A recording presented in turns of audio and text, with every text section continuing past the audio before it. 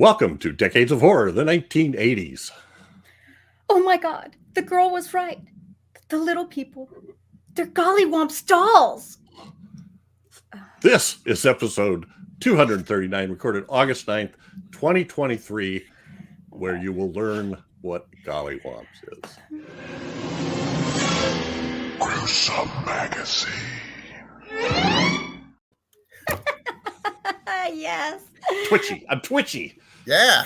My name is Jeff Mohr, and this podcast is about horror films released between 1980 and 1989. Each episode, my co-hosts Bill Mulligan, Crystal Cleveland, and Chad Hunt, and I will tackle another classic, or not so classic, film from this radical, gory, influential, and gruesome decade. I thought I was going to do this one way, and now I'm doing it another way. I'm going to start with our guest tonight, Yay. which I don't usually do. Ralph Miller the third is with us, and special effects artist. This is what I do, Chad. This is the 9th episode that Ralph's been on with us. Half on 80s, half on the classic era. So anyway, Always welcome. Yeah. Absolutely. I You appreciate invite it. the guy one time and now you can't get rid of him. Jesus. Yep. No, and then you gave us the hookup last week with Julian, so that Yeah. was wonderful Yes. too. He's Absolutely. one of Fabulous. us. He's one of us. Oval gobble. One of us. So glad you're here, Ralph. And we didn't do last minute on this one. I actually invited him like a week and a half ago, I think.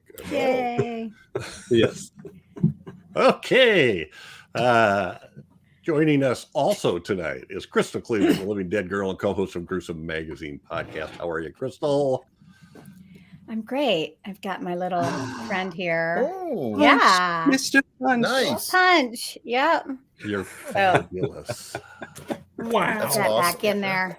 Get in there. Get in there. Yeah, isn't it cool? Oh, What's Sorry. in the box? Does that make it's you in the Judy? box. Yeah. I ain't no Judy. I would freaking Jack have in the- taken that yeah, man punch in the down. box. Okay, Would now I have get it. taken that man down. Sorry, Punch. Don't come. Has anyone seen Sean lately?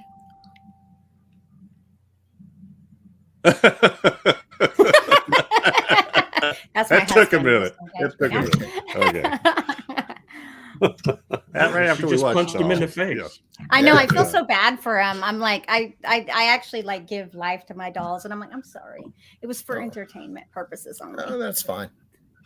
Also joining us is Chad Hunt, comic book artist and co-host of Decades of Horror, the classic era, and Decades of Horror, the 1970s, and producer, director, writer, key grip for Wreak Havoc Big- yeah. production. Yeah. Uh-huh. Editor. Craft service table. Yeah.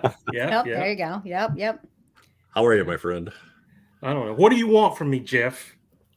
I want you to be you. Okay. Well, wait a minute. Now you're asking for it.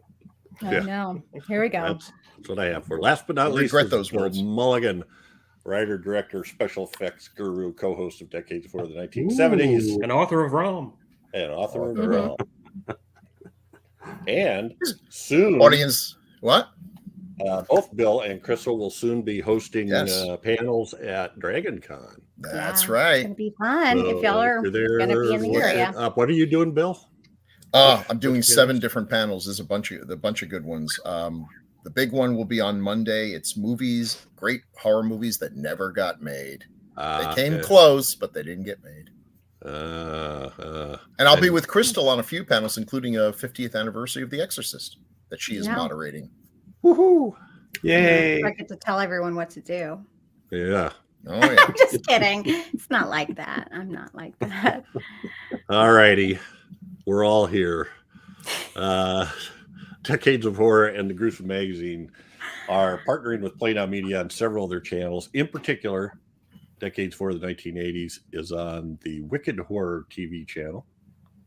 So check out your streaming provider for apps. It's on Amazon. It's on Apple TV. It's on Roku. It's on the internet. You can find it. Download them. They got good stuff. It's everywhere. Yeah, All yeah, right. I was about to say the same thing. I'm seeing dolls in front of me. So I was going to actually completely rip this down and put all God. dolls. Oh, you but have 5. I didn't have How many time. dolls do you have? I probably legitimately do have like 500 dolls. I know for sure in my Whoa. bedroom I have close to 200. And then I have boxes of all kinds of like dolls. Some I of know them you are went home with an horror. armful from the Wreak Havoc. I like Yes, dolls a that's lot. How many of them used to be people? Or were they fairies? Ooh, Or were you they? tell me. Yeah, or were something they? like Yeah. that. Okay, so on this podcast, we start out with some basic details of the film we're going to cover. We follow that with some first impressions of the movie, move into the general discussion of whatever trips our trigger, hopefully relating to the film. But we also, Ralph worked on Dolls, which is, I mean, we like having him here anyway, Yeah. but that's course, another plus for having him here. We should have him on when he's not worked on a movie. I agree. We should. Well, we did on Especially if it's Classic, a movie with bad special effects, and he could be like, "I would have done a much better job." Right. he was on Hexen from what 19. Yeah, He it has wasn't nothing even to do with born then. Hexen. Wow, good job. All right, and then also one of my biggest mistakes of my decades of work career. Not that I invited him on the 7th voyage of Sinbad, but because I didn't invite Bill. Well, I caught. Is that like one of your favorites, Bill? I call it's stop motion. It's Ray Harryhausen. I mean, Oh, just yeah. Okay. stick a quarter in Yeah. me and let me talk for an hour. It's like, yeah, well, it's like a Mario Bava film. Where's Bill? Yeah, Doc sent the link out for all of our Where Patreon do we put the members, quarter? and the first line of the Patreon member was of the email was, "Where the hell is Bill?" And I'm like, "Oh, thanks, Doc. Throw me under the bus." Or throw the rest of us. All right. I got fans. I love that. That's Yeah. cool. Well, Hopefully Bill, he you would've have watched excellent the- taste. Harryhausen never disappoints. That's right. Hopefully So he we do would've have, this watched is another one. the This right is a movie. film that's got a little bit of everything in the. It has Special some effect, stop right? motion. Yeah. All right, so the film we're doing, which we've already talked about, is Dolls from 1987, and another one of those movies that has like mixed up release dates. Directed by Stuart Gordon, written by Ed Naha. Cast includes Ian Patrick Williams, Carolyn Purdy Gordon, Carrie Lorraine, Guy Rolfe, Hilary Mason, Bunty Bailey, Cassie Stewart, and Stephen Lee. Production company is Empire Pictures Presents, is what it says at the beginning. Now, I don't know. I'm watching the movie and it says a Charles Band production. But it lists Terran Productions in IMDb, so I didn't double check to see how that was connected. Filmed mostly in Rome. I Oh, believe. wow. Filming dates, it says it started November 4th, 1985, but I believe, I don't know about the filming. I know, Ralph, you started working on it before that, right? Well, yeah, because I was in the pre-production end of it. I hope I that would be worked the on it definition before the of filming pre-production. started. Release date. This is where it gets a little weird. Released at some. It's like a big film market festival that used to be in Italy, October 27th, 1986, but it wasn't really theatrically released until May 29th, 1987 in the U.S. The budget is listed at $2 million, box office at $3.5 million, and also known as Killer Puppenspielen Nachts Absolute Tödlich. Wait, what? Wait, what? Or That's Killer easy Dolls. for you to say. Killer Dolls Play at Night Absolutely Deadly. Wow. That's what it translates to. And Why they got to make it so complicated? in Mexico, I don't know. Can you read that, Crystal? Muñeco. It's I know it looks like it wouldn't be. It's Muñeco Malditos. Cursed Dolls. And then who's our French expert? Les Chad? poupées. Yes. Yes. I Sounds had like to a put totally that in different there movie there. for no other Le reason. Poupée. Le Poupée. Nah. Wow. So juvenile, which translates to the dolls. The synopsis, which I mean, this is one of those movies where they got a really long synopsis, so I'm kind of shortening it up. 5 adults and a child are stranded in a storm and spend the night in the mansion of an elderly couple who are doll makers. Shenanigans ensue. That's all. Shenanigans. Yeah. Maybe a little tomfoolery. You covered it. Yeah, Some of that exactly. too. That's awesome. Maybe a little shenanigans every now and then. Yeah. Oh, they get into this whole thing. So, Oh. all righty. Well, first impressions, eh? This is Crystal's pick. Yes, it is. So, Crystal, when did you first see this movie? Dolls? From Honestly, just for a don't second, remember. IMDb says 1986. Every other place you look calls it 1987 for a release. So, I don't know. it could be. Oh, that's close. It's still in the 80s. So we, No, it definitely is. Yep. But so I don't remember when I first saw this movie. I've seen this movie a lot of times. Okay. One of the things that I love about like Charles Band and when he does film, I love Puppet Master and all that. I love dolls and puppets. And I don't know why. I don't know what my deal is, but they're really cool. And this movie just plays right into my whole, like, I love when you see the bad guys get it, the people who deserve it. That makes me super happy. I love kind of, not that this is a revenge film because it's not, but I do like, you've got these jerks and then they, kind of get what they deserve and it's good. Yep. It's got, and not just because Ralph's here, it's got amazing special effects. Like, it's so good. I mean, especially for the time, and there's a lot of it. Like, you start out and you have this amazing teddy bear that turns into what looks like an actual bear. Like, it really is scary. And it looks, it's massive and how it attacks. It's just, this movie's fabulous. Now, is there some issues with maybe some of the acting? Oh, for sure. But this is the 80s, so I forgive it. I love the whole thing about it. I love how they've got the whole, like, is it fairies maybe? I love that the old lady is a witch. And now I don't really know for sure what is the old man. Is he a witch too? Is he I guess would you call him? You can call him a witch. It doesn't matter. Right? Warlock, whatever you want to call him. Well, You're the witch I don't expert. know. Yeah. Sometimes it expert. in like real like pagan stuff, a lot of times they're just all witch, they're all witches. It doesn't matter about the sex, which I could care whatever. If he's fabulous though. Okay. This movie looks expensive to me because of that. It's shocking that they shot it all in Rome because you could have probably shot this anywhere. Maybe it was just cheaper there. I don't know. Oh yeah. It was because you're basically inside for 90% of the movie. And when they're in the vehicle, it's clearly got some green screen there behind it for the storm and stuff. But this movie, I still love it. I still think it holds up. I still like the message. I like that it pokes fun of itself because the dude is like, well, that doesn't make any sense. You're right. It doesn't make sense, but so what? So, yeah, I love this movie. I hope y'all did too. Yeah. Oh yeah.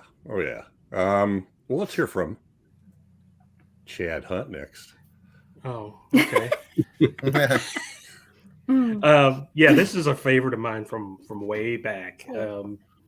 I love the almost fairy tale vibe that it gives off.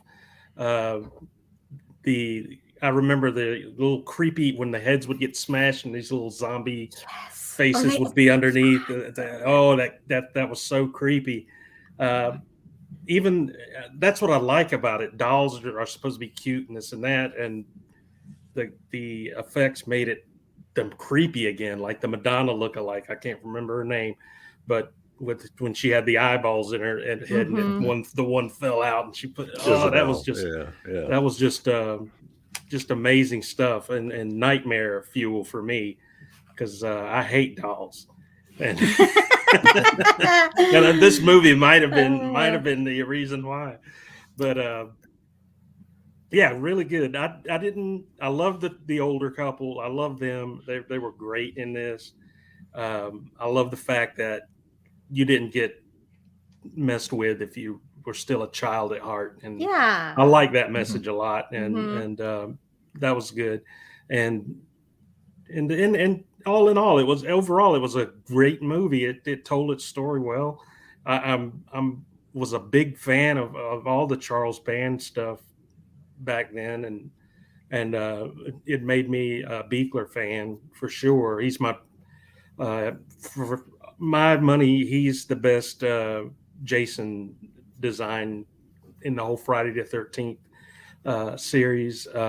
He just had a great sense of design on anything he worked on and anything. So yeah, this is a favorite. This is a favorite. It's good. It's the running time's not 2 hours and a half. It's just long enough to tell its story, and it gets in and gets out. And I love the ending. I love the ending when the car pulls up during the credits and they get Yeah. stuck and they start arguing. It was a great scene. So yeah, this is still a good one. Still one of my faves. Okay. Yay. Thank you. What about Mr. Bill Mulligan? I saw this on video first. I didn't have the chance to see it in the theater, but I remember reading an article in Fangoria about it, and it really sounded good. I will say the first time I saw it, I was a little disappointed because I had seen Reanimator.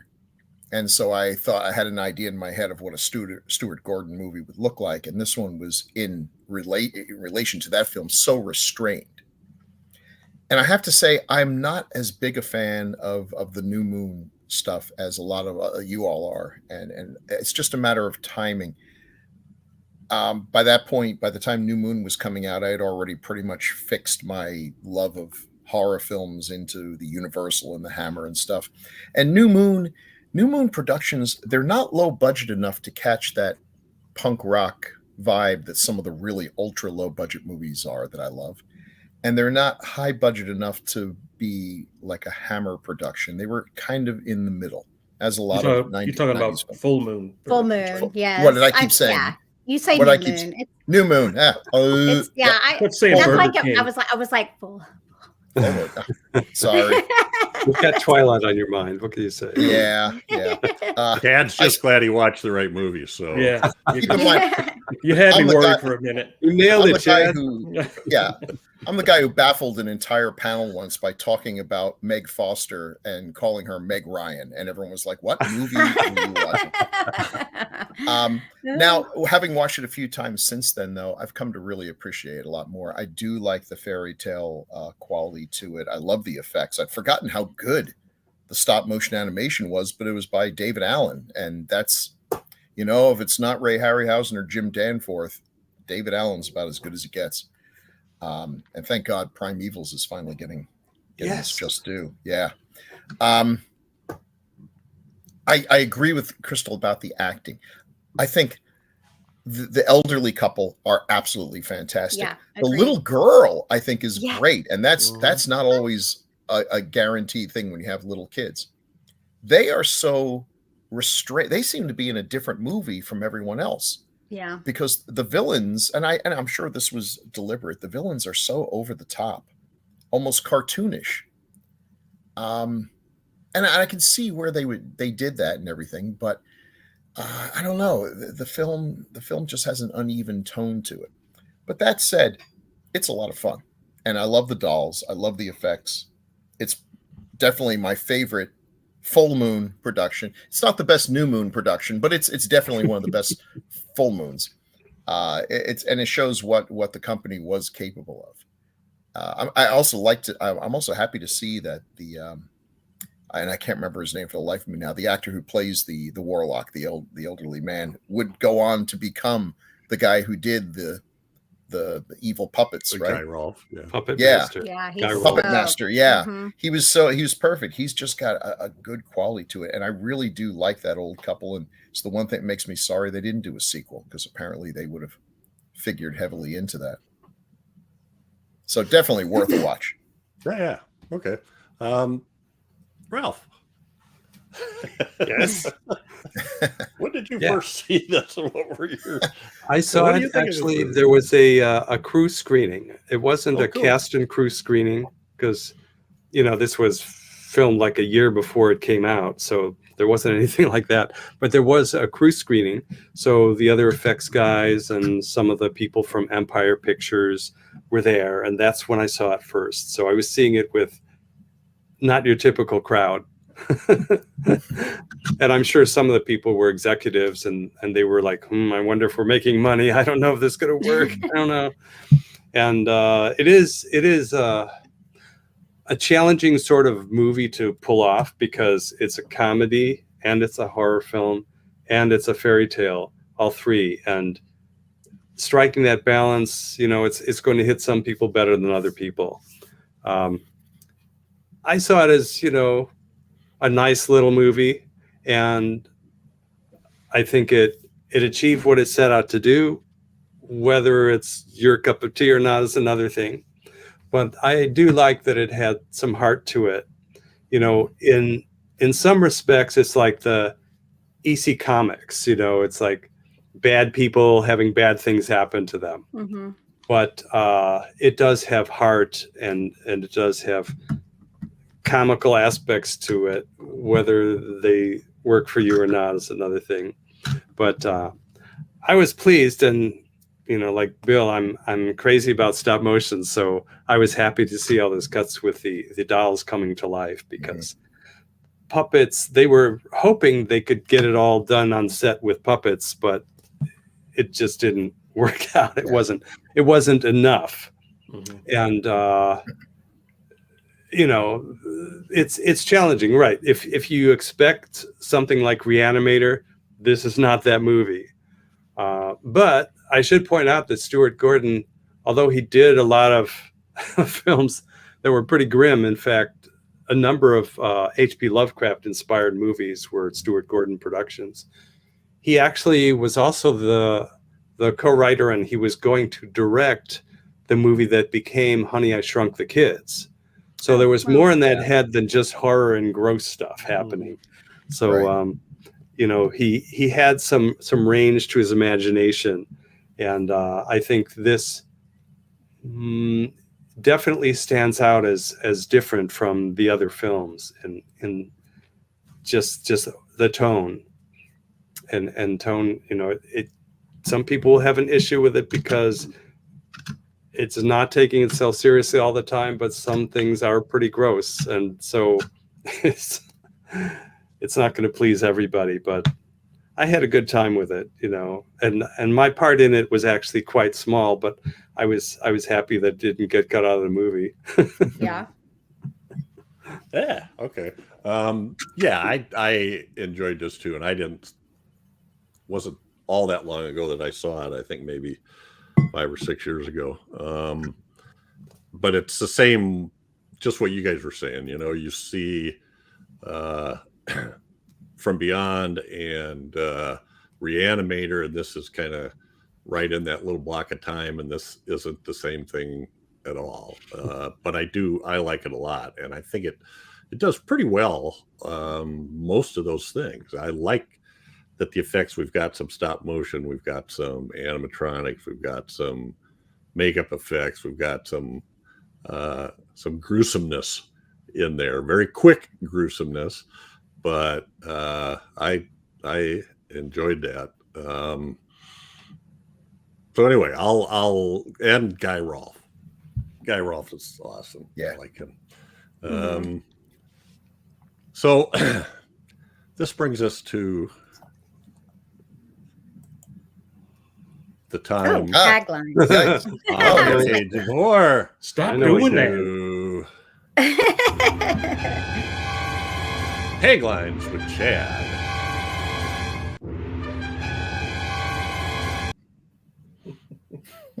Oh boy. Okay. I could listen to that all night. I'm sure you could. Taglines for the movie Dolls are as follows. Everybody, you're never too old to play with dolls until you're dead. Dear God. Wow. I would have been fine without that until you're dead. Yeah. We're all too old to play with them until we're dead. Yeah. Yeah. That's true for everything. Yeah. Yep. You're never too old to play with candlesticks until you're dead. Go with anything. Truth. Yeah. Number 3, or number 2, rather. They want to play with you. Okay. Kind Wow. Oh, you gave Crystal a seizure. Did I? Oh. My plan is coming to fruition. Uh-oh. Okay, and the third one and last one, thank God. I hear tell that they walk, they talk, and then they kill you. These dolls. You know, that sounds like a great pitch. Yeah. they. I can hear William all I can Castle think saying of, that. Yeah. all I can think of is like the Patty Duke show. They walk alike, they talk They talk alike, alike. because it's like the what? Yeah. Just use They that for kill every, like, oh, every I pitch see you a have movie to give. coming, You know? Yeah. All right. Well, that's been Taglines with Chad. Taglines with Chad. Yay. Oh, you're There's still not there. that many this time.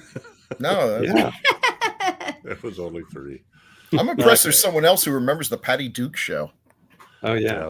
They Yeah. played it on like Nickelodeon or something, or Identical Cousins. and I boy. loved it. Yeah. I love Patty Duke. Hey, it was the She 50s wonderful. or 60s, whatever it was. Yeah. Yeah. People will believe There were a lot of anything back drugs. then. Well, imagine this. And here's that last tagline. There we are. Oh, yeah. And the They were- black That's a great eyed poster. doll holding up its eyeballs. And that actually happens. Wow. Yeah, a poster that doesn't lie for once. As Yeah. opposed to the nest, which was our last one, Yeah. Many lies. doesn't remotely come true. And that's it. That's all the posters we got here. Yeah, that's a And winner. that's fun. That was Yeah. what was on the video boxes. Yeah, I remember. that's everywhere. When you get a good one, that shows up everywhere. I mean, so how do we want to go forward? Let's we've already done a bunch of, we've done Reanimator, we've done From Beyond. Yeah. We did what is Reanimator 2? Bride of Reanimator. Didn't we do that? Have we? Yes. Yeah, I I think so. thought we did Bride. I feel like we did too. But I don't want to go back and look. God, I don't know. We've been doing this for years now. It's like what I barely Oh. remember because like I swear I even made up Bill saying stuff about the movie last week in my brain. I literally was like, I'm certain. I make up stuff this about happened. Bill that Bill says all the time. Don't I say know- enough crazy stuff? You got to make things up. You know what Bill said? He hates your pants. What? What? Okay, now I remember.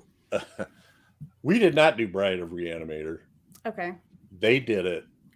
The first 80s crew did it like on episode 80, and I remember us wondering why did they do Bride before they did Reanimator. So, and we decided it was because probably streaming access, which is always kind of our bugaboo. Yeah. So anyway. But I don't know. Do we want to? Anybody have anything to say about Stuart Gordon? I mean, what can you say about Stuart Gordon? He's just really good stuff. And yeah, he did. He had a very important theater background. He was very well known for doing experimental theater stuff. Yeah. The Organic Theater in Chicago. Yeah. Which sounds wild. Some of the descriptions, I'd love to have seen some of those. He, Yes. these are some amazing movies, but and Dolls is not really very much like Reanimator or From Beyond, other than, well, I see some of the same actors. You start seeing when you watch Stuart Gordon movies, you start noticing, oh, there's a troupe here. That's right. Yeah. A number of the actors in this movie were from his theater group in Chicago. Oh, that's interesting. Yeah. Carolyn Purdy Gordon, who played Rosemary, was also his wife.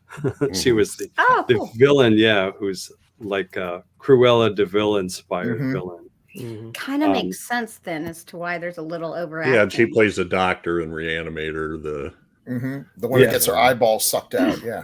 To her head. Well, yeah, she has bad things happen to her in From Beyond as well. Oh no, that's the one. That's the That's one. the Yes. one where her eyeball That's gets where she sucked gets out. her eyeball. Yeah, yeah. David Bauer, who, Ian Patrick Wilson, who played her husband, David Bauer, was also part of that group. So, you know, he liked these people. He stuck with them. Mhm.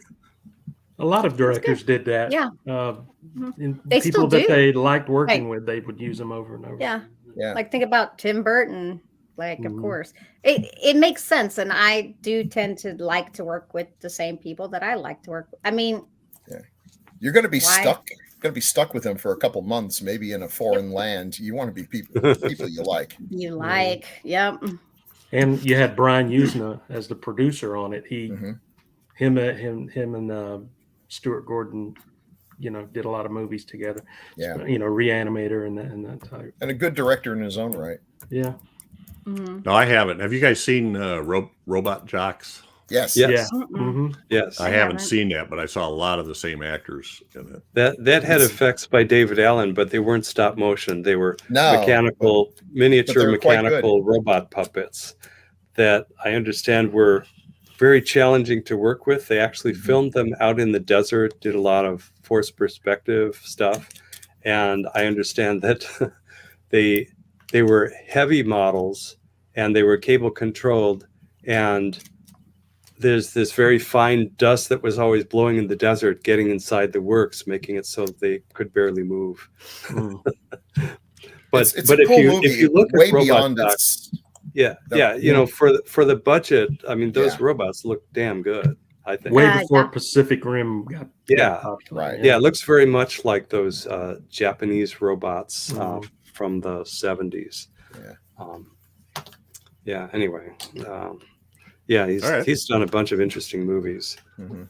Dagon is one that a lot of Oh, people yeah. like. It's, Yeah. With the Jeffrey that's a Combs lookalike. Lovecraft movie, very much based on the Shadow over Innsmouth. Mhm. Yeah. And One it of my definitely had a favorite gross movies scene in that one that's like ever. too much for even my stomach. But Really? Oh. That Ooh. movie Ooh, I haven't watched changed that for my a while. life when I was a kid. But that's in the that's from the 90s. So yeah, that's 'cause I've that's been wanting to later. do it.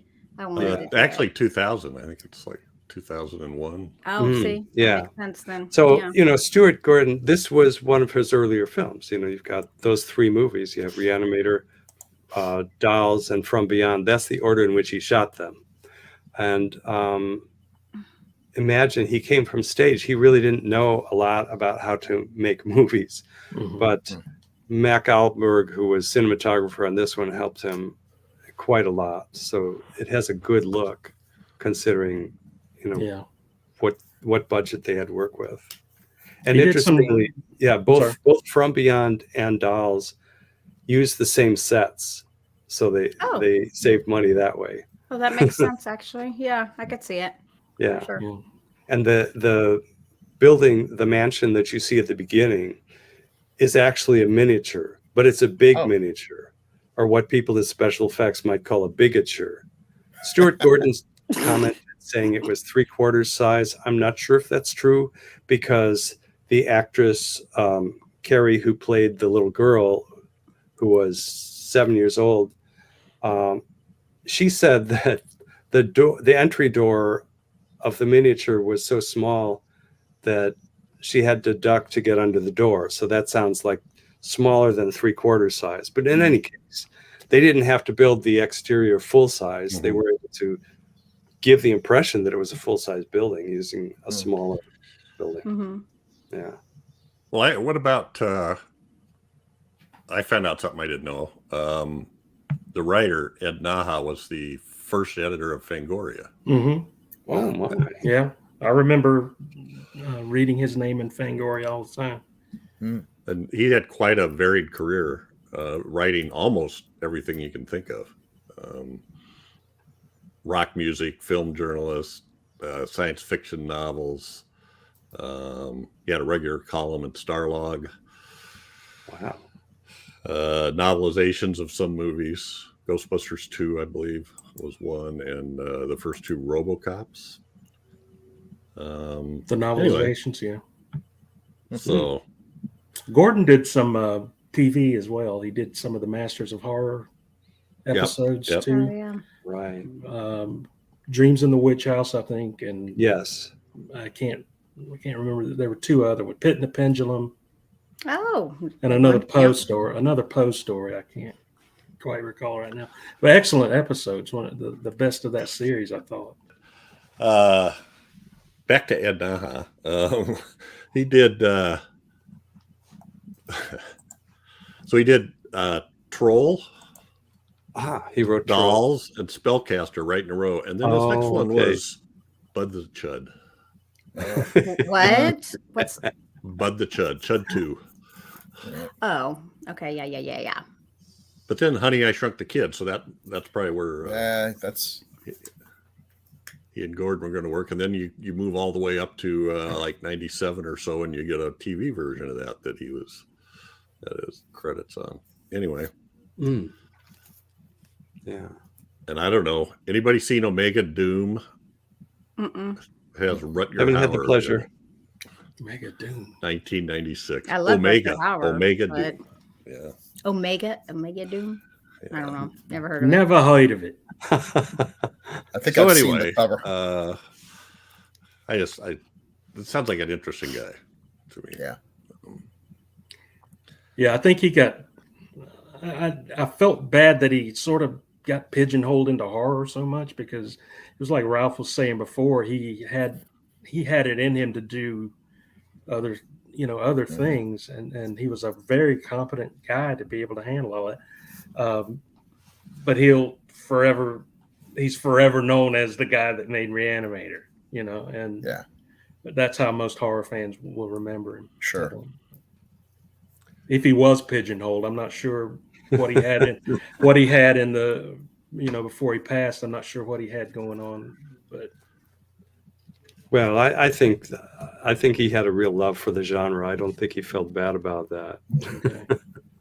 Yeah, that's the thing. Are you stuck doing that because you had such success and that's the only thing you can get any money for, or are you? Ask John Is that Carpenter. really what you're? Yeah, John Carpenter would have liked to have done westerns, but that wasn't really a thing. Right. Yeah, they wouldn't have. No one at the time. No one really. Well, I don't know. Yeah. I He mean, you did have a Near couple of Dark. westerns disguised as sci-fi Yes, he and did. horror. Yeah. Yeah. Yeah. All right. Let's talk about some of these actors. So you've got God, they're so good. Guy Rolfe and Hilary Mason are the doll makers that live in the mansion. And Guy Rolfe, we know him, right, Chad? Yeah, Mr. Sardonicus. Mr. Sardonicus. One of And the he's one of those creepiest guys that just FX doesn't- things I've ever seen in my life to this day. Yes. Well, Stuart Gordon said that he was terrified by Mr. Sardonicus when he saw that movie. Mm.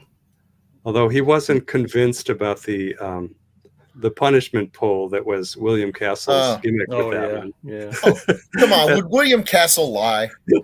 That's where people got a glow-in-the-dark card, and Right. they would go into the theater, and at a certain point, the movie stops, and you have your choice of endings.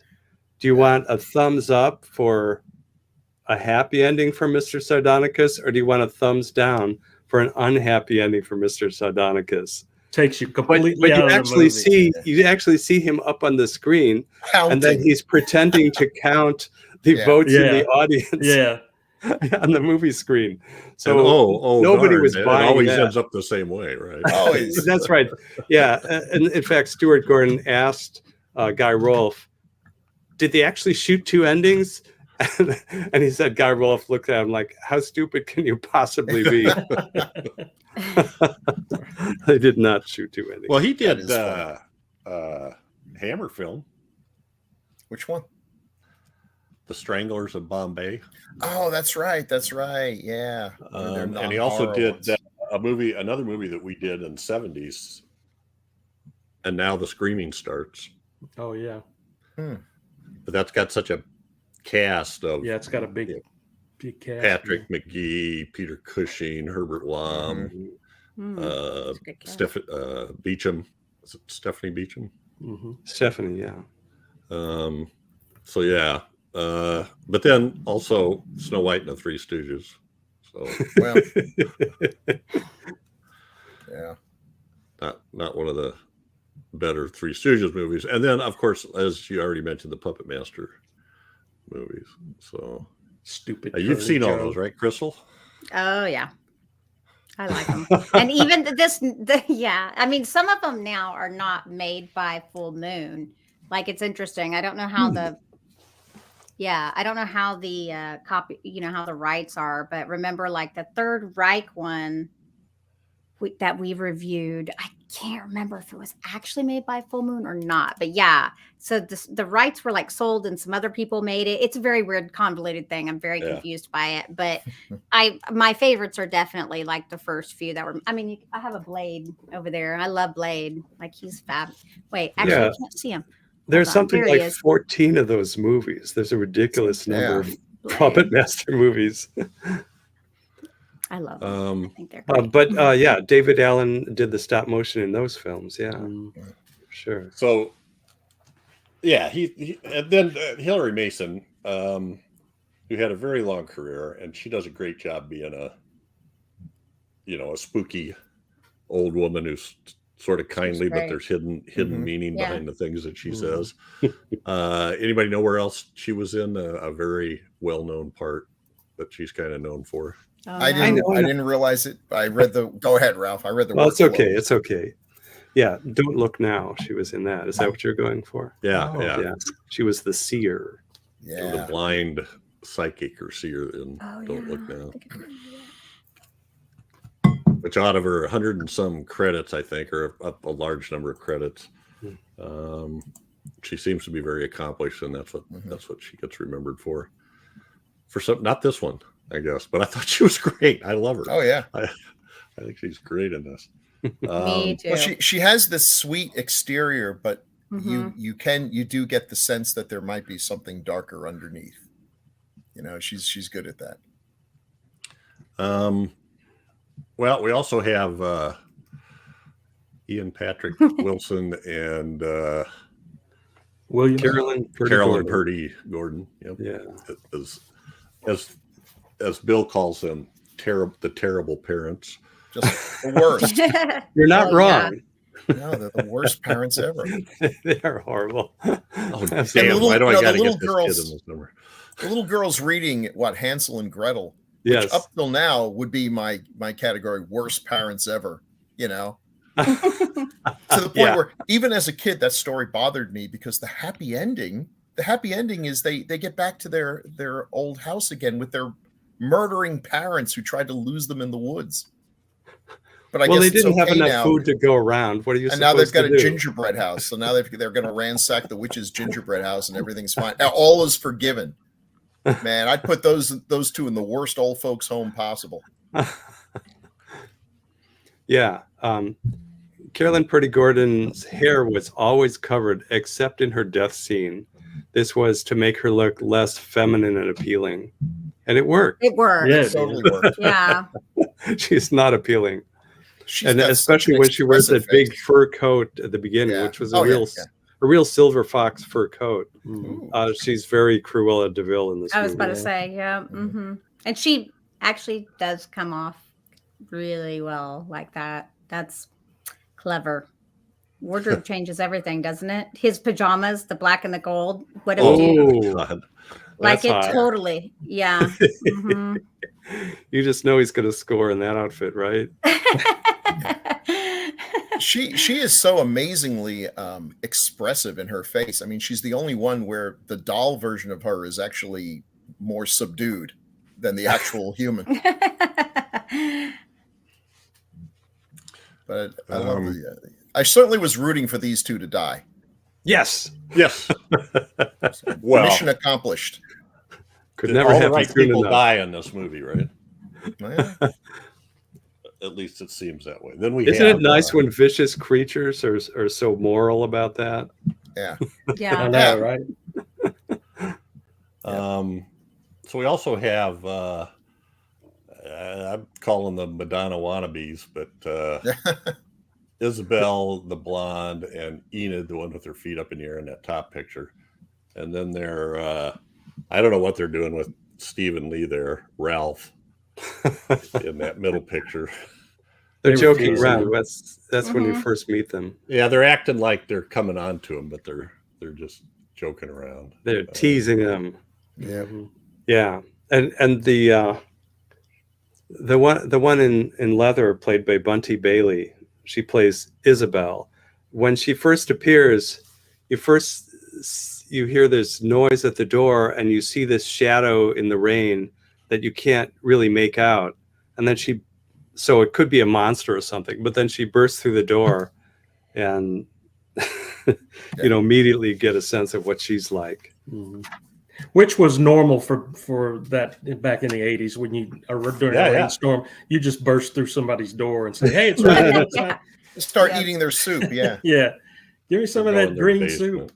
Well, the when I say Madonna wannabes, I'm just kind of joking because that's what the outfits are based on. Oh yeah. Oh, Material absolutely. girls, yeah. Yeah, and Bunty Bailey was in an Aha video. Oh yeah. Take That's on awesome. me. She's Take in a on couple me, of them, right. I think, and a couple of Duran videos. I And don't she know. also was in she is. Spellcaster. If you want to see Oh. more Bunty Bailey, she's in Spellcaster. Hmm. I think she plays the rock star in the movie. Like that's literally one of the most iconic music videos, other Absolutely. than like "Addicted to Love" or something. I don't know, because everyone knows that. Even kids Everyone. today know that because That's what I'm it's been saying. I don't care how old you are, like Yeah. you know that because Know you what? see the Take on Me video. Mhm. Yeah, no. Jeff doesn't know it, but trust me, all the cool kids, all the cool kids know the Take on Me video. I'll tell you what, the only videos. What year did that come out? Oh, I don't know. It was like 1980 80 something. something. Yeah, something. Well, the only time I saw videos was when I went in the bar outside the store where I worked when I got off work, and they had one of those huge old-fashioned big screen TVs, with the, the 3 colored lenses. The rear Had to sit in projection. one spot to get it. Yeah. And they had it on MTV all the time back when MTV played music videos. Oh, Yeah, that it was a actually while ago. stood for music television. Yeah. Yeah. MTV. MTV So I don't know. still exists, doesn't it? I might Isn't recognize it if is I it- is played it it, yeah. but I don't know. But, so yeah, and so what's that bottom picture there, Bill? That's the from video. Take That's the on Me. video. Oh, that's Look, the Ah. yeah. She's I a normal obviously girl. don't He know. said he falls- never saw it, you guys. Come on. I Now I'm know, sure I I just- never saw it. I'm She shocked. falls in I love don't with, know how you with a missed this manga one. comic book, and then she gets pulled into the comic book, Yeah. and yeah. But then 2 guys with the world's biggest wrench show up. You got to watch it, Jeff. It's awesome. They chase him or something. It's a definite I- He's recommend. singing. Hated this video. What? I will go on record to say I hated this. It was played so much. Oh, It's it like was played a lot. like listening to Stairway to Heaven. Yeah. I don't know how I missed it because Yeah. Yeah. I Isn't don't the know one either. the other one I'm talking about where Addicted to Love? Isn't it where they're like? The Maybe girls I'm in wrong on the black. song. All the Is that- girls yeah, look yeah. exactly the same. yes, Yeah. they all Is wear that the the same one? stuff, Okay. and then So Right. yeah, that's Simply really popular. Irresistible is kind of like that too, only different. They don't do the dancing, I don't think. It was a great time to be alive. The music videos were genuine art. I miss them. They were awesome. I remember seeing a heck of a lot of ZZ Top videos. That's Oh, what I yeah. remember the most of, so. Those were the best. Some schlub would show up and no girl would look at him. And then ZZ Top gives them the magic keychain and zippity zappity zoo. Suddenly they're cool. Oh, and all the God, girls are no. drip. Oh, that was Okay. awesome. Well, I love that. I love that center Horrible. picture there, though. That You know what else was Oh, good in the that's my 80s? favorite. The movie Dolls. Yeah. Oh, is that what we're talking about? Ah. No, that middle is so creepy. Like Chad talked Yeah. about her eyeballs coming out. It is. It's really effective. It was. I don't. It looks like they did some kind of mask over her A whole face. mask. Yeah. Yeah. Oh, yeah. Mhm. Yeah, it completely covered her face. In fact, Mhm. the actress in that scene playing It probably isn't even playing her, Isabel right? was actually it was Yeah. actually Carolyn Purdy Gordon played that Oh, cool. Oh, in wow. that Yeah. scene Wow. because the other actress, Bunty Bailey, was already gone. Mm. Yeah. It's kind of like Carolyn Yeah. Pretty Gordon. Here, Yeah. She got turned play, into play an the part where we anti-cute. make you look real masculine. Okay, now play the part where we cover up your Yeah. face entirely. She was a trooper. Yeah. Okay.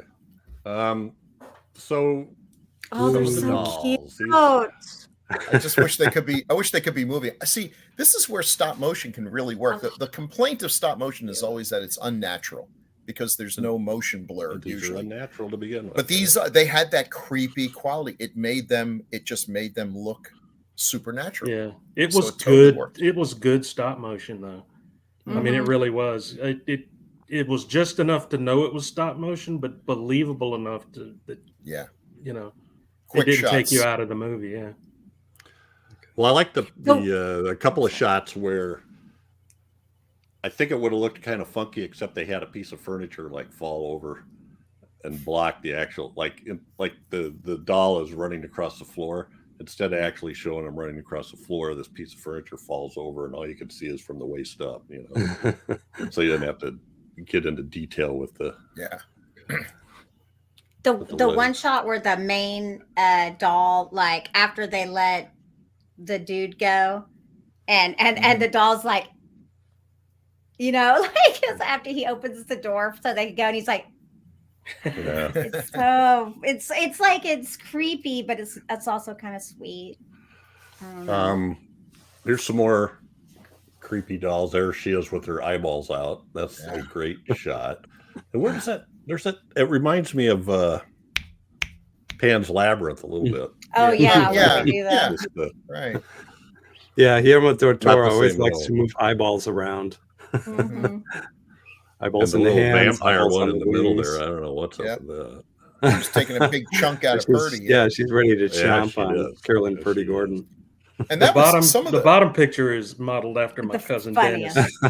Yeah, what is that? He does What look is like that? someone I That's know. Hilarious. It looks like he has like a drawn-on freaking mustache goatee. Or 5 o'clock That's shadow, at least. hilarious.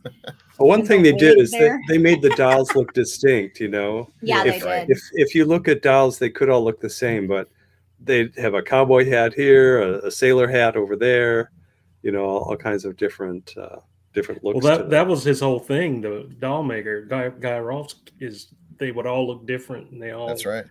They didn't have that mass produced. Oh, that's right. That's right. Yeah, he talks about that. Well, let's. What happens With what? with the dolls? what? Yeah. Oh, they attack. Oh, I love the. so they do. Look at that tiny axe.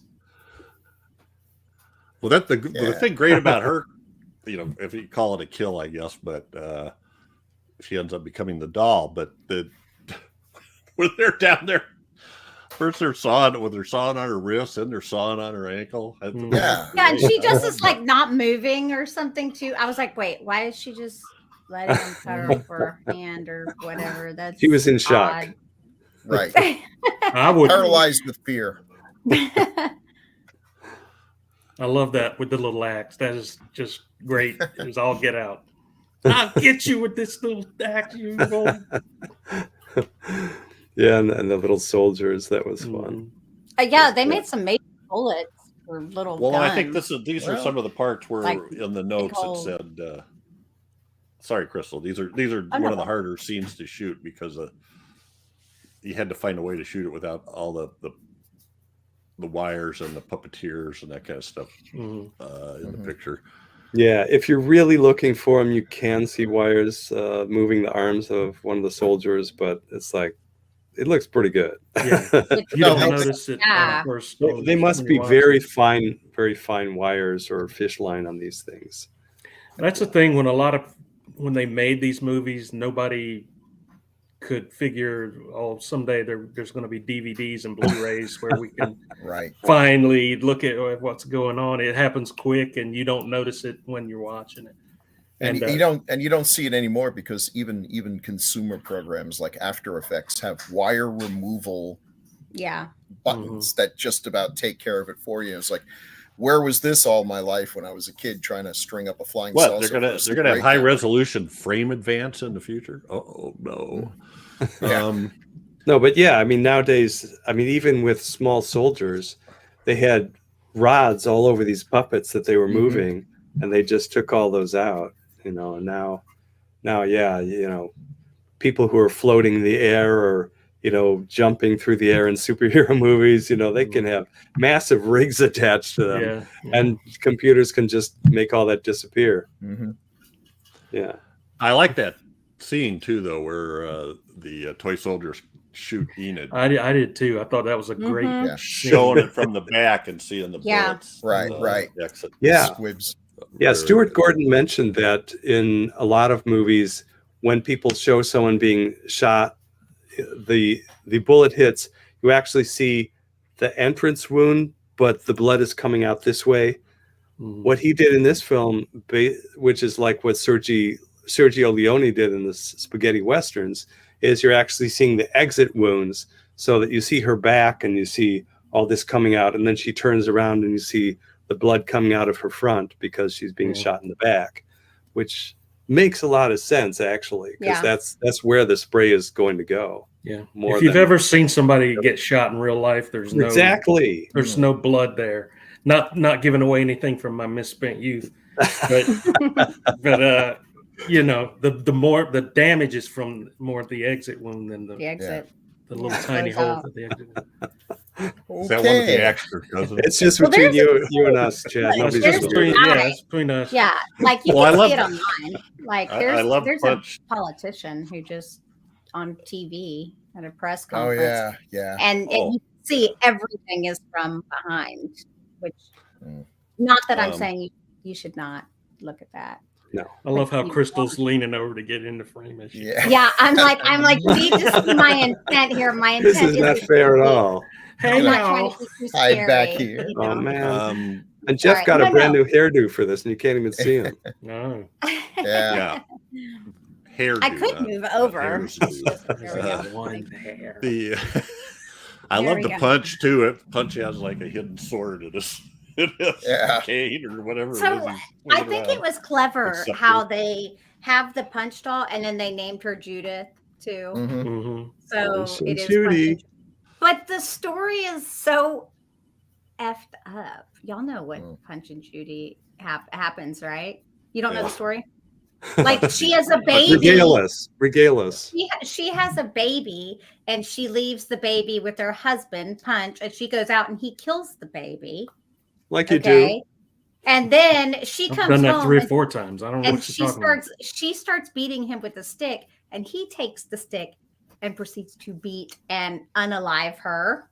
And then he apparently goes out and fights all these other creatures. Yeah, a policeman shows up and Punch kills the policeman, and then Death shows up and Punch kills Death. Yeah. Oh, wow. So it's a really horrible story. How have I never heard this before? Punch was the John Wick of his time. Pure entertainment. It used to be like mainly puppetry kind of stuff. What? So. It's a laugh riot. The entertainment these people used to enjoy. Are these the people who complained about Roadrunner cartoons? I mean, come on. Matter of fact. All right. And then so these were, I'm trying to think of how I had these. So then we have oh, look at that. That's sweet. That's Bunty Bailey. Yeah. And just that was really she gets dragged off. That was I thought it was clever how they had that first attack where you don't even see the puppets, you just see her arm like moving out of the screen like this, being controlled by the puppets. It's a very sly way to make that work. Yeah. And the bear's right at the very beginning. God, the bear's so cool. Yes, the bear. And it's interesting that that's totally The bears. Judy's imagination of what happens to her parents. Yeah, I When mean, they it's throw away her such teddy a bear. big effect for like Yeah. just a tiny dreams. But it's like, I'm like, that's such an amazing, because it does really turn from that sweet little teddy bear. You make the big, huge teddy bear, and it like, what a lot of work. Yeah. Well, and you know, the wonderful stepmother, Rosemary, who for no So she reason had to at die a couple all times. grabs that teddy bear and throws it into the woods. I know. She's Now such- that mean. That was Mhm. you mean old lady. It's bad enough that she hits her child and she calls her names Yeah. and everything, but throwing her teddy bear in the woods. Come on. That's too far. Yep. That little girl was awesome. I thought she was She awesome. was in great. this. She was cute. funny. She delivered her lines really in a funny way. Yeah. She seems so mature for, you said she was Yeah. 7? Dear God. Yeah. It's a shame she didn't do more, but I guess maybe she was smart enough to get out while the getting was good. Yeah. I you know what? I looked her up, and I think this was her last film, and she, you're talking about Carrie Lorraine, right? The Mhm. little Yeah. girl. Yeah. She is now a criminal defense lawyer in California. Wow. Awesome. Taking care of those bad parents, hopefully. Yeah. Yeah. She'll have steady work. Yeah, actually, the listing said DUI and other criminal stuff Oh, like that okay. there. Yeah. So anyway, That's cool. Get them off the street. Yeah. I did have one for what Chad was talking Wait, about. Woo! Oh, That I yeah. thought was really cool. Mhm. See, I thought in my mind they were always. I thought they were fairies that that dressed up as dolls, and maybe I'm crazy because that was like my thought process. Because I was thinking that's why they only really like children, because you know how fairies are with children and stuff. But then they turned the people into. I don't know. It's very confusing. Why would those people, if they still have their same faculties, though, care about who they kill? I don't know. Peer There's pressure. a lot of thoughts here. Who wasn't Yeah. at the beginning of the show said something about trying to make sense of it? Yeah. the Yeah. logic of I'm that. thinking Anyway, too hard. yeah, well, I just think it's cool, and I'm with you because I some of love them- it. Yeah. Some of them were like evil. I mean, really bad people. Mhm. The way it's described.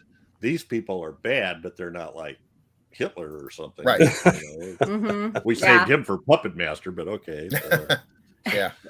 But look at that. The girls, that one has what does she have there? Wow, that's a nasty looking Mm-hmm. steel rod or something. Yeah. Yeah.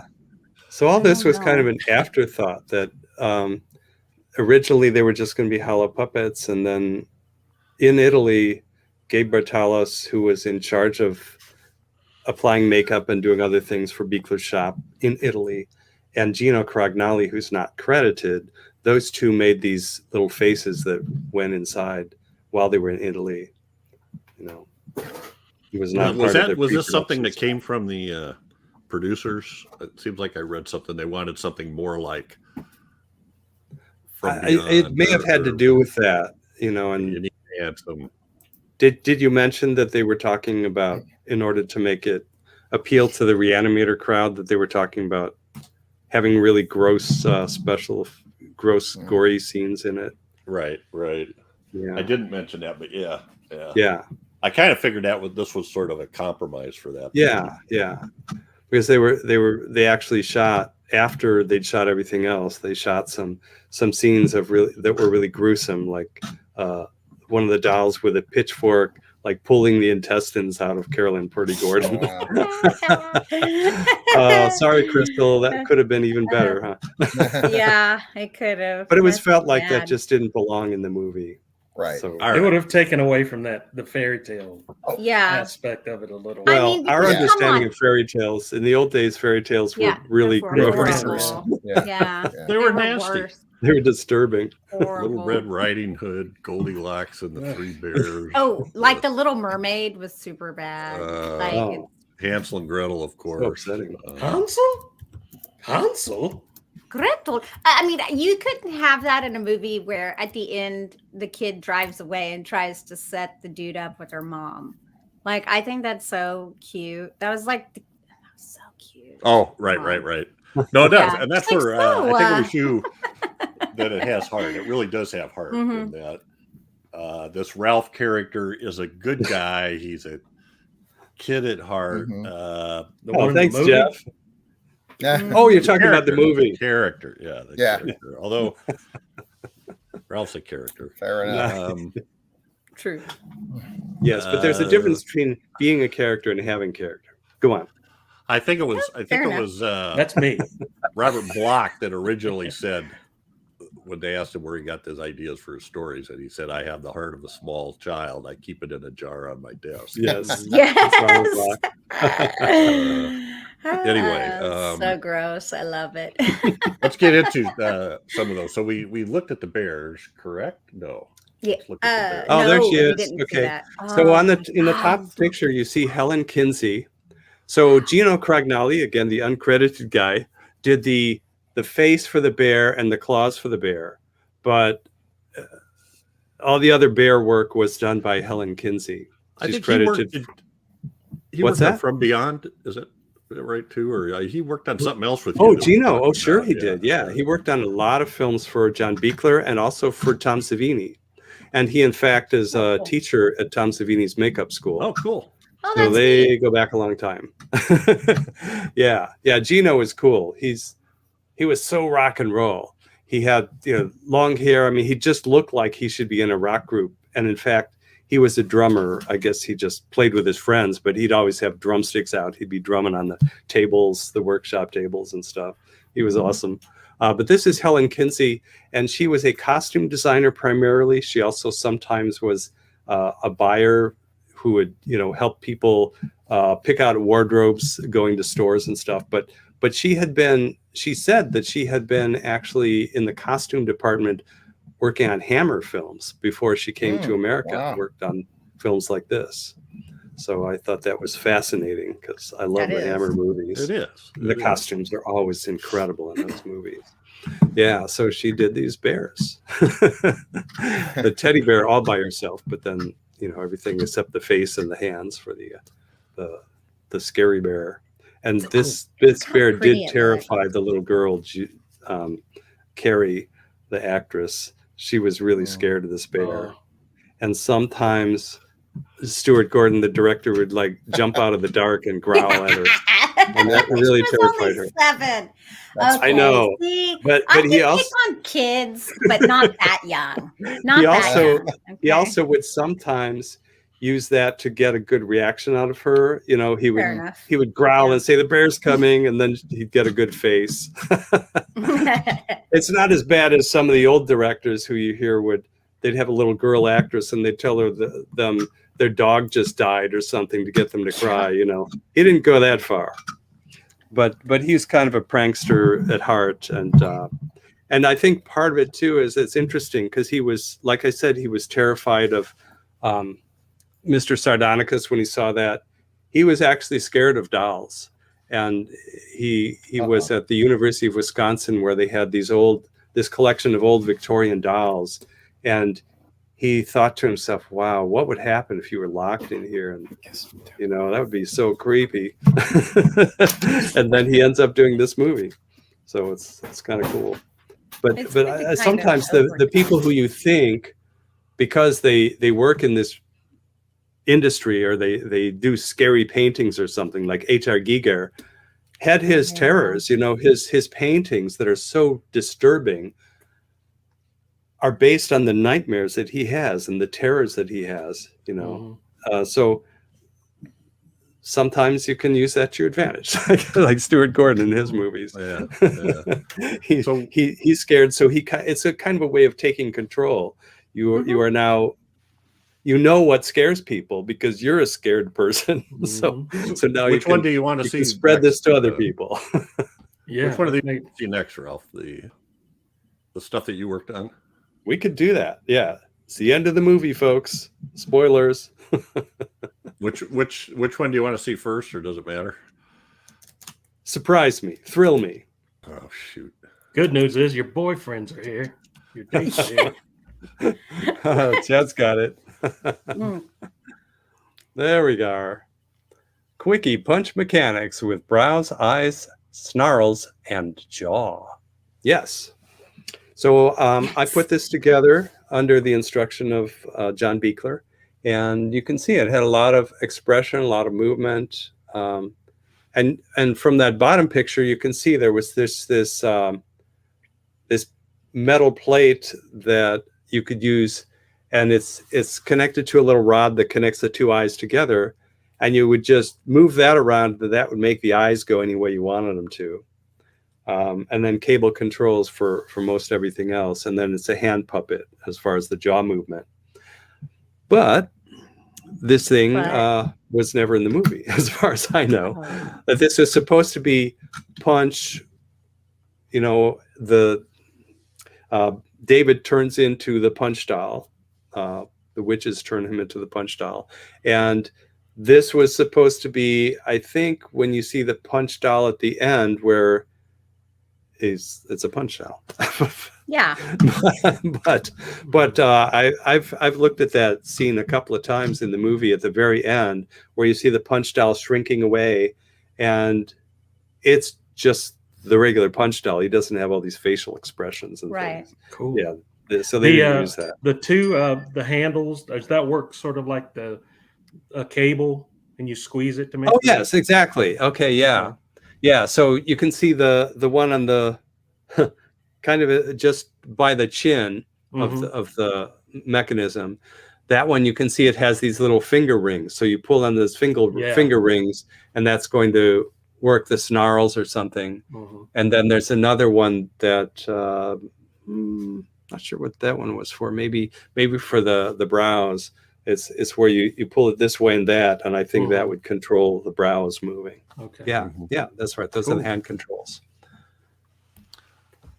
I find all that stuff very interesting. Yeah, and that pink that you see inside of that skull, that's dental acrylic resin, which is the way we used to stick a lot of things together back in those days. It's nasty chemical, but it's strong stuff. I remember Tim Gillette, who worked on The Thing for John Carpenter under Rob Bottin, he said on that movie, you see, in some movies that have more money, they would do all of this machining with, mills and lathes and drill presses and everything. And he said on the Thing, they were so rushed that they would either weld stuff together or they would use dental acrylic to hold it together. It's a quick way to make a really strong bond to hold things together without, heavy duty machine tools. Yeah. So that's this is where you the variable face, right, where the nose and the chin would come out. That's right. Yeah. So so you're saying that wasn't used? I thought it looked like it. No, this was used. Oh, okay. It's the other one that wasn't used. Okay. The one we just saw. So this one is the change-o head, the transformation head. You can see in the bottom two pictures what it's like when it starts out and the face is normal, and then you can see the chin piece moving out and the hook nose coming down. So what's happening with the chin is very much like what happened in The Howling or American Werewolf, where you had those muzzles growing out of the face, and it's just a matter of pushing it with a cable. But the other one, it had a hinge on it, and so it would start inside the nares, the hole for the nose in the skull, and then it would go down like that, and as it did that, it changed the shape of the nose, so it was more of a hook nose. Yeah, so that was all John Buechler's instructions. It looks so amazing. So much cool stuff, and it only is on screen for like seconds. It's yeah, it was very quick, but I think that's actually appropriate. If you watch The Howling these days, you're like, when is this transformation going to end? Oh yeah, because it's like the producers were like, this stuff is great. Let's show all of it. Let's not cut at all, and it just keeps going and going. But at the time, people had never seen anything like that, so I can kind of get it. In this case, people had already seen The Howling and American Werewolf and The Beast Within and all these transformations. So I think it makes sense that it didn't show for that long, because it's not completely convincing. So but it satisfies. awesome. It works well enough for this picture. Yeah. And there you go. And so that's But what the- it looks the- like after you've. Yeah. How did you get all the hair on it and the mustache? Wait a minute, Chad. I'm the guy on the sorry. left. Ah, gotcha. Okay. Yeah, you're holding your squeeze things too. I am holding those Cables. squeeze things. Yes. That's a The technical technical term term. for you folks at home. Yeah. For the layman, It's the wood with the cables coming out of it. you Yeah, squeeze yeah. things. Squeeze. Those were me, kind of you like squeeze plungers, things you know, out of kind the of like a So yeah, big you're not saloon. at home. What we have is the I guess it's a full size, life size head of Yeah, based on a life cast. of Ian Patrick Wilson's Yes, character. Williams. And then the second picture is after the He just saw the, Head he just and saw the nose have been Conjuring. That's why he keeps saying Patrick Wilson. what did I say? What is it? Ian Patrick Williams. Williams. Man, it It might has not just L's and correct everybody S's here tonight. and you know. Yeah, why do people have I'm more sorry, than two I'm names? sorry. That's crazy. Yeah, so, and there's a shot of Ralph next to him. as And he that's looks. me when I had hair. And I think the- a guy that was good at special effects could still look exactly like that. Yeah. He doesn't look like I he's don't aged know. a day from that. Yeah. No, actually it doesn't. That's doesn't. true.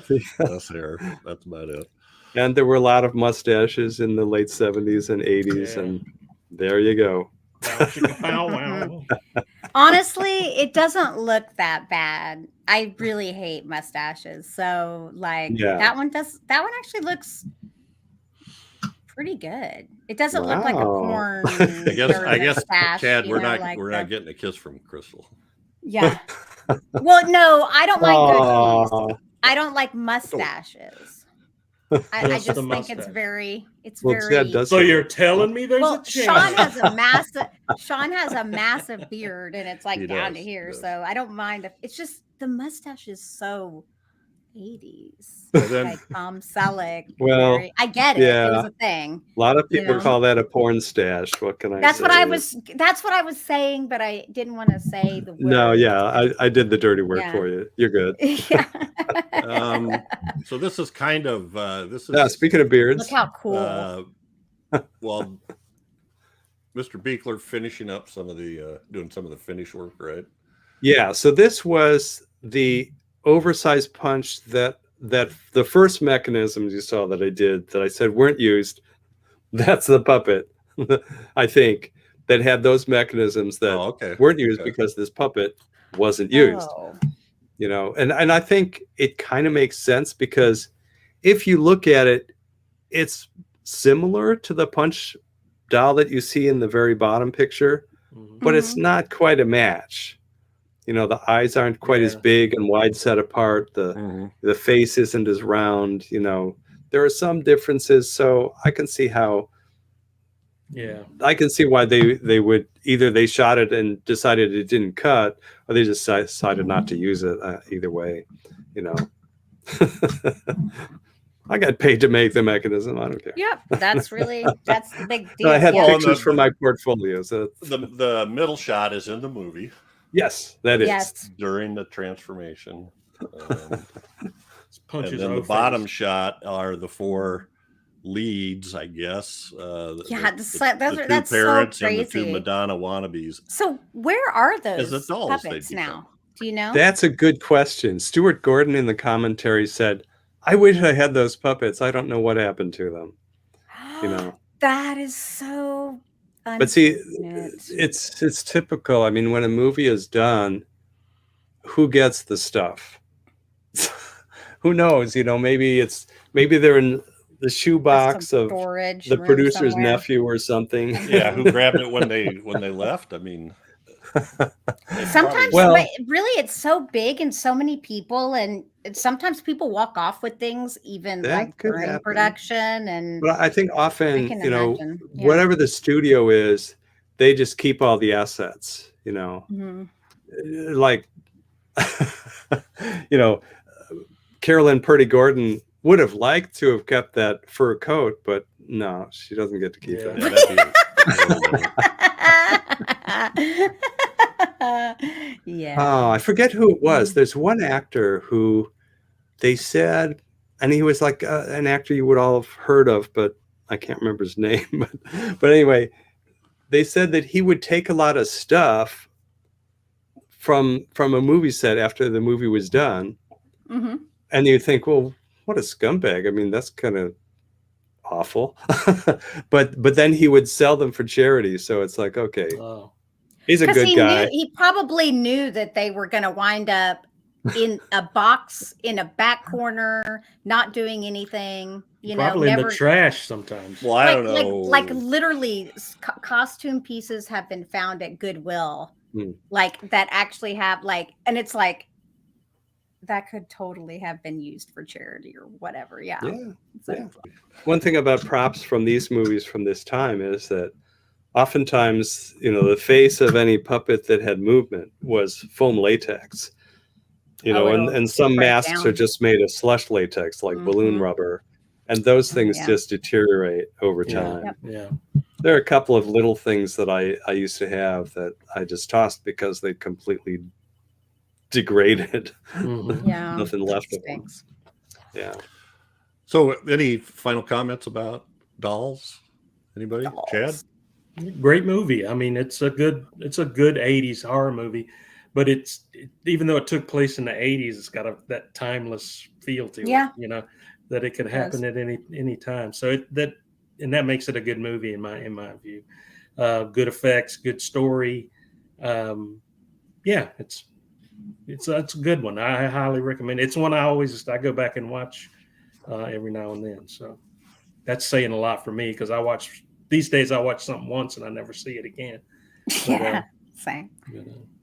Well, so the only thing that really feels 80s is the two girls. I mean, that's the only thing that's but he's right. Chad's right. Everything, even like her wearing that on her head kind of keeps it from being dated because, women's hairstyles are typically part of what makes an 80s film. So her not having that, and that actually probably helped in that whole, Yeah, that's true. It does seem in some ways like an older film than it is. But then there are just a few key things, like you're saying, that type it as definitely from the 80s.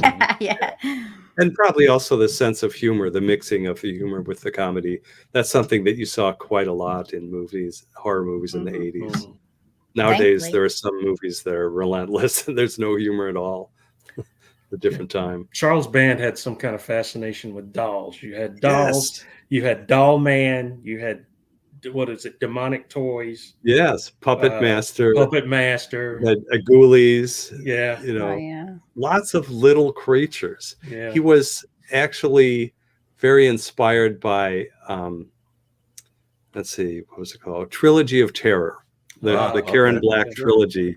The last section is the doll with this Zuni fetish that runs around and attacks people in much the same way as these dolls do in this movie. Well, I think part of what makes them scary is they're little and they could hide places. And, I think there's something really spooky about that. And that's why I think, like spiders freak me out because they could be hiding anywhere. For me, it was the tiny axes and knives that could kill me. Oh, they it's better be really sharp. Reaching out and like cutting your Achilles tendon from under the couch or something. Oh, that's harsh. As if they'd have enough leverage to do that, but I guess. Was it me or did the one doll have like a nylon string or something and she had it wrapped around the mom's ankle and was sawing at it like? Oh, it was a saw. It was a saw. It was like kind of like a hacksaw kind of thing. Oh, okay. That's why it looked like a thread. Yeah. Who did the cowboy had? Hit a lariat. I think the oh, that's true. That's true. Yeah. There's a snake in my boot. Yeah. So no, I think that dolls, you think of things that are like human, but they're not human.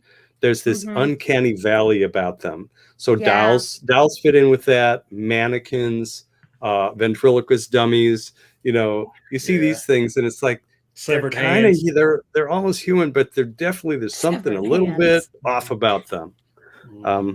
I didn't play dolls when I was a kid with dolls exactly when I was a kid, except if you consider the troll dolls, the Wishnik dolls. My brother and sister and we had a little a bunch of boxes in the basement in Illinois, and that was their troll town.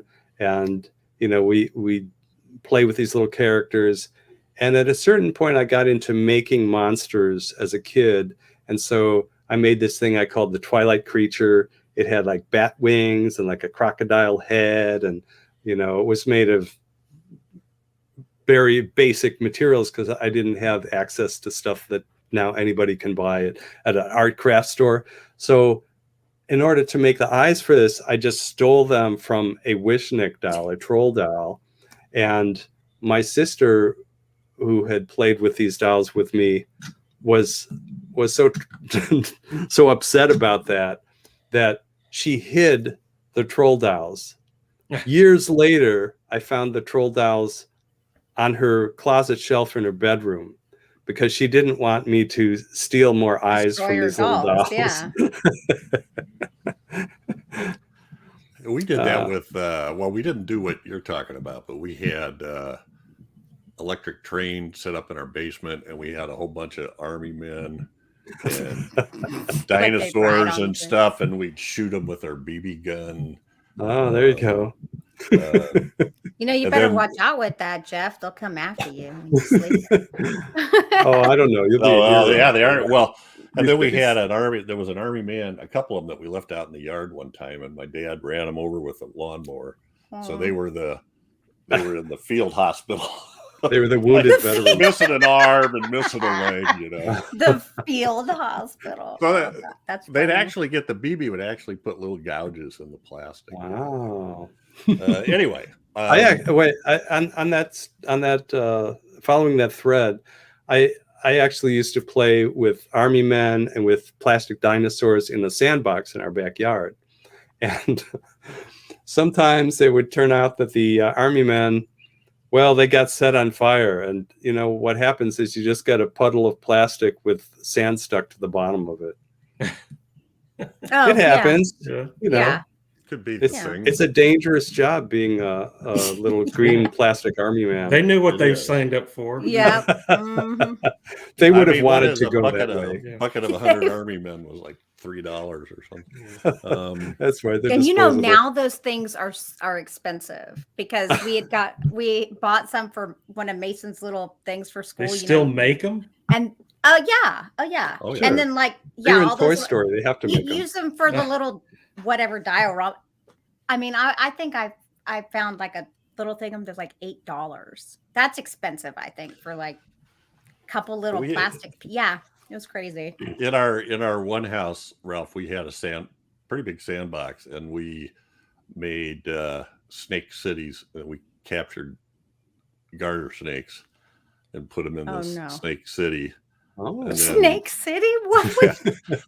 We made roads and all kinds of stuff, and then your main job was to keep it from crawling out. You had to keep. Oh, okay. We didn't hurt him. Well, maybe we did. No, I'm just Snake City. That's so weird. Anyway, random. Welcome to Snake City.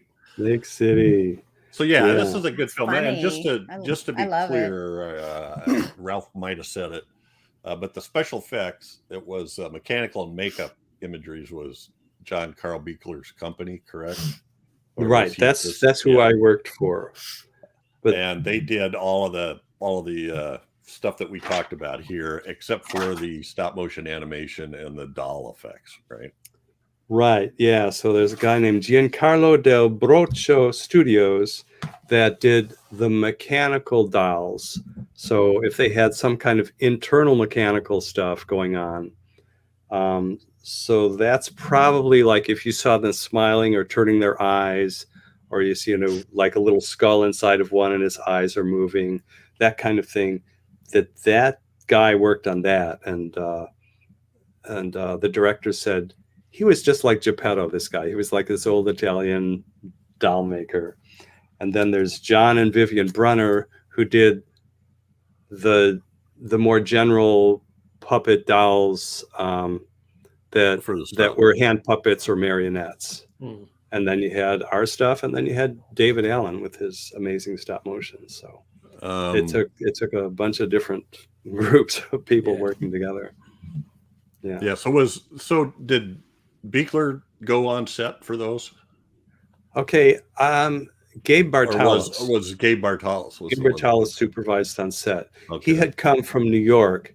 I think Dolls was his first work in the LA area, and the first person in the LA area he worked for was John Beekler. And John was aware that he had already worked on the basket case movies. He worked on the Oh, basket yeah. case movies, and he would be Mhm. like in charge of doing all these creatures. For like the first one was pretty simple, but the second and third, they'd have a lot of different Mhm. makeup and creature and puppet things, Okay. and he was totally in charge of all that stuff. So John Beekler felt confident that he could handle it over in Italy. So he was there, and Gino Crognali was there, and see, some other guy was there anyway. Brian Mohr. Brian Mohr was the other guy. I who was can't there. believe you remember all this anyway. Like, Well, I did just look at my notes right They're here. listed on. yeah, but But you know, I know that when we do something like this, it's got a lot of effects. I try to compare the on-screen credits with IMDb, and they're almost never the same. This is Yeah. fairly close, but they've called them different things sometimes. So Mhm.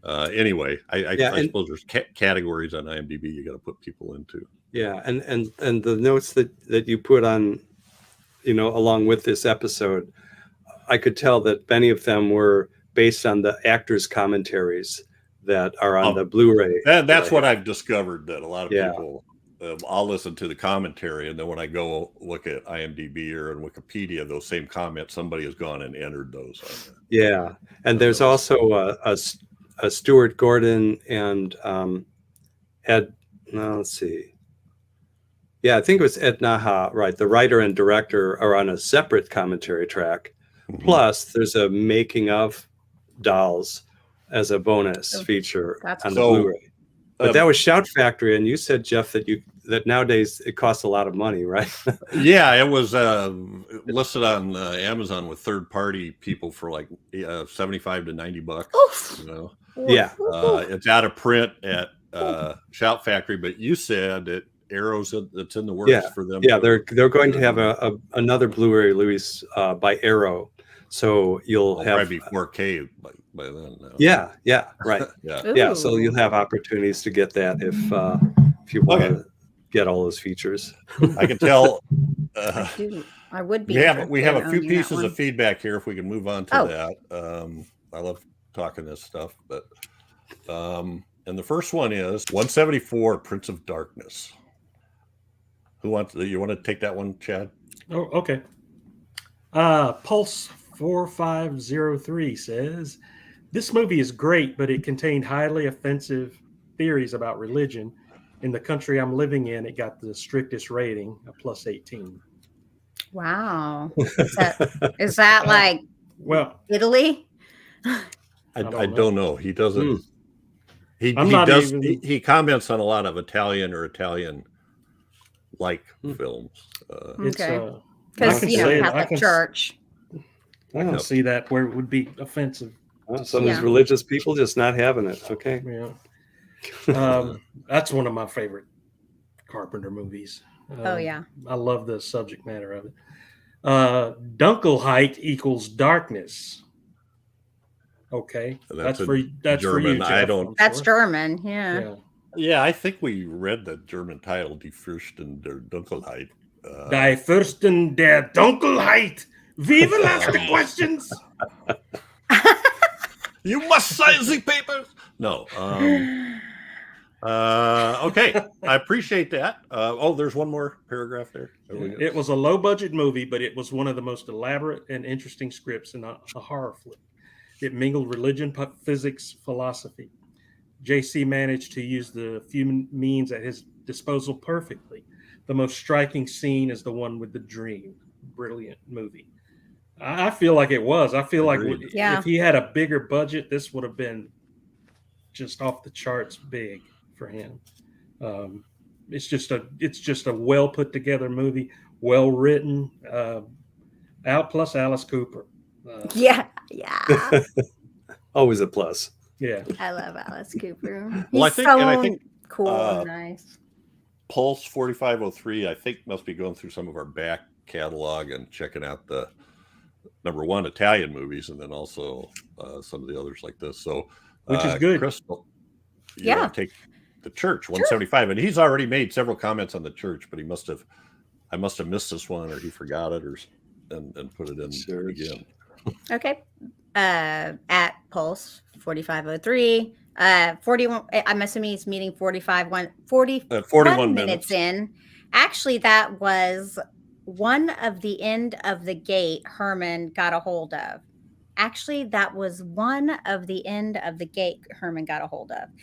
driving, its pointed ends into the teacher's throat. Oh God.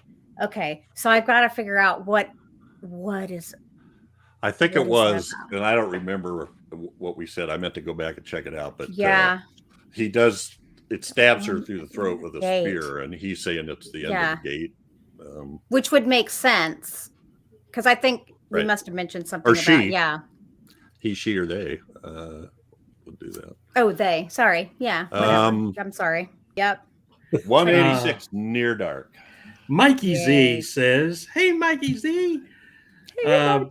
First saw this on HBO in 1988 and was knocked out in the bar scene. Personally, was knocked out in the bar scene. Sure, here I am correcting again. I was knocked out by the bar scene, Mikey, in where the family decimates the occupants. Am I wrong? Am I incorrect there? Well, technically, he wasn't in the bar scene. Yeah, you weren't there, Mikey. Where the family decimates the occupants. Catherine Bigelow's direction is first rate. I have not seen this in over 30 years and deserves another viewing. Tangent, the 90s film The Addiction, starring Lily Taylor, directed by Abel Ferrara, is reminiscent of Near Dark. Not as funny as Near Dark, but enjoyable as hell.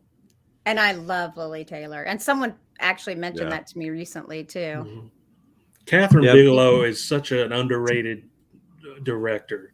Agreed. When it comes down to it, though, I mean, what movie is as funny as Near Dark? Really? None. There's none more funny. Well, Bill Paxton. All right. And lastly, episode 209, The House by the Cemetery, Crystal, and this is also Pulse 4503. Oh, Pulse. This is quite the take. At 1330. This is no way that kid was cute. That's why he was cast for the role. When I saw him, I thought he was a full-blooded New Englander. Honestly. Yeah, who said he was cute, for gosh sakes? I think he said he was cute, but the voice was all screwed up. I think I said he was cute because he's a little kid. Yeah. But he says, but his voice sounded like this. A full-blooded New Englander is a riot. I mean, he goes around the conventions now, and the first thing out of his mouth is usually, "That wasn't my voice." I don't know why they didn't use my voice. What's wrong with these people? Honestly, and the laughing, crying emoji, and then honestly, like I can't. I'm gonna cry. That's. Uh-oh. I think New Englanders are fine. It's fine. I'm trying to. Fine. Sure. Yeah, they're okay. Was it Fine. You don't want to upset Giovanni? Oh, that's right. Yeah. Giovanni Frezzi. His name Frezza was his name was Bob. The kid's Bob. name was Bob. Yeah, Bob. That was it. It was unfortunate. All righty. Well, folks, here we are at the end again. Love your comments. Please leave comments. Good or bad, we can We take like it. to talk about them. And Mikey Z, I don't care if you use in or on or by. I was just picking on Mikey. That's Of all. course. All right. So we get a new episode every 2 weeks. Next one up is one chosen by Chad. Ooh. Chad, what is it, Chad? are we doing? We're doing Luther the Geek, which is, I've never seen it before, but I've never seen it before. read about it in either. Fangoria back when it came out, and I saw it. I've just never seen it before. Did you like? Uh-oh. Save it for the podcast. Yeah, we'll save Okay. it for the podcast. Luther the Geek. It's All right. imagine whatever you imagine is probably about what it is. I have never seen it. So make sure Yeah. you join us for that one. Yeah, I that's think it's on Tubi. If I remember It's on right. to everything. that usually picks something I wind up liking. So I was just taking out my street trash T-shirt, deciding if I'm going to wear it to Dragon Con. They're redoing Street Trash. Yeah, Yes. Ryan Kruger, no less. Oh, there's going to be a remake of Street Trash? Yeah. Because Yeah. it needed, And I it love, needed to be I done. love him. I do love him. And I think if anyone is going to do it, he can do it. He's Can the they only improve one. on perfection, though? That's Oh, I don't yes. know. Have you seen Fried Berry? Yes, you? I have. Okay. I loved Fried Berry. I'm more of a Psycho Gorman guy Oh, I myself. love Psycho Gorman too. That's good too. That's enough. Mm-hmm. But Fried Berry. I like was- Fried Berry a lot. Probably not quite as much as Christmas, but I like. Yeah, that movie. I was like, It's original. What am I It's watching? original. This is wonderful. Can't argue with that. It's All right, original. we need to get out of here. Oh yeah. Thanks so much, Ralph. My pleasure. Yes. Thanks for staying up. And Yes. thanks to Crystal, and thanks everybody for listening. And I'm sure we'll have Ralph back again. Mikey Yes, and I'm Z, sure- Pulse, all you guys, thanks for writing in. Yes. Thank you. Exactly. I do love reading the feedback because it makes me smile. Well, they're pretty funny too. We have pretty Sad. knowledgeable and funny listeners. Yes. So catch us again here in 2 weeks for another great horror movie of the 1980s, as only decades of horror can do it. Say goodnight. Good night. Good night.